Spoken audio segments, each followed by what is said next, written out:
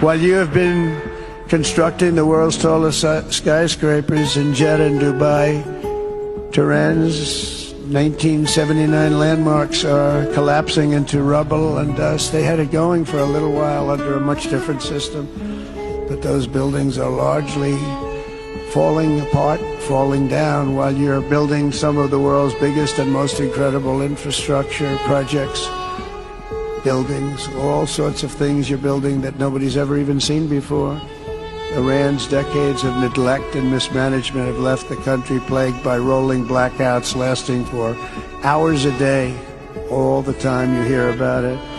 While your skill has turned dry deserts into fertile farmland, Iran's leaders have managed to turn green farmland into dry deserts as their corrupt water mafia, let's call it the water mafia, causes droughts and empty riverbeds. They get rich.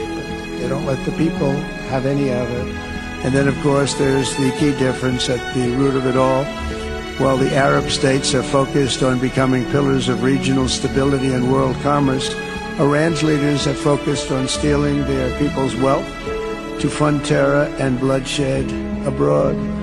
Most tragic of all, they have dragged down an entire region with them.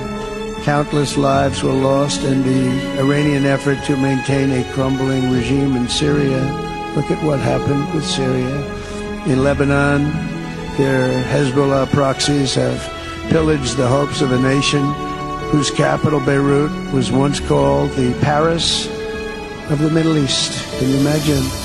All of this misery and so much more was entirely avoidable. Absolutely avoidable, and Mohammed knew that. He knew that. Smart people knew that. If only the Iranian regime had focused on building their nation up instead of tearing the region down.